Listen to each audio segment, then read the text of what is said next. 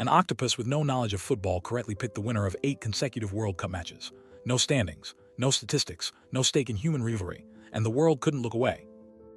South Africa, 2010, the FIFA World Cup. A common octopus named Paul lived in a small aquarium in Oberhausen, Germany. Before each match, keepers lowered 2 food boxes into his tank, each marked with a national flag. Paul would swim to one box and open it. He chose correctly, 8 times in a row. The probability of that sequence happening by pure chance is roughly 1 in 256. But here is the real mystery. It wasn't the octopus that was remarkable. It was us.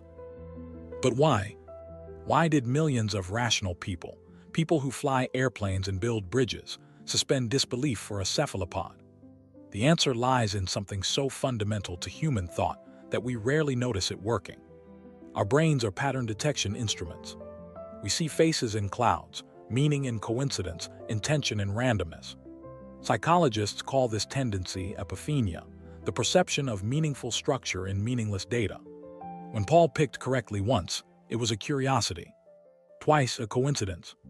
3 times a story. 8 times a prophecy.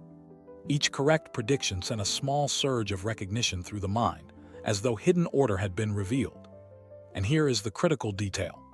If Paul had chosen wrong, the mind would have simply moved on. Rationales would have surfaced. He was tired.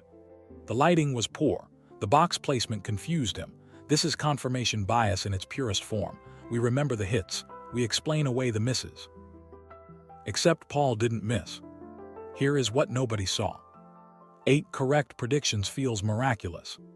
But consider the thousands of other animals in hundreds of other aquariums making predictions that failed. We only heard about Paul because Paul was right. Every wrong predictor vanished, erased by what statisticians call survivorship bias. And there is a deeper layer. Research by Jennifer Whitson and Adam Galinsky demonstrated that when people feel a loss of control, their perception of illusory patterns increases sharply.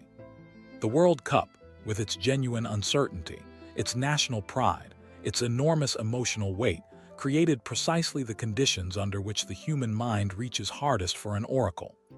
Paul wasn't predicting football. Paul was eating.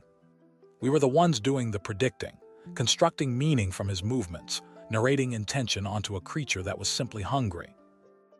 This mechanism doesn't stop at football. It shapes financial markets, where traders read trends in random price movements. It shapes daily life, the lucky shirt, the pre-game ritual, the number we avoid on a door. The human brain would rather hold a wrong pattern than no pattern at all.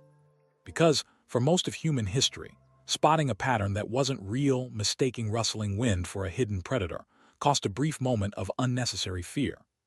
Missing a real pattern, failing to notice the actual predator, cost everything. Every one of us carries that bias. Months later, Paul died in October 2010, shortly after his global fame peaked. He never knew he was celebrated. He never knew what football was, or what flags meant, or what millions of people projected onto him with such desperate hope. And perhaps that is the most human part of this story.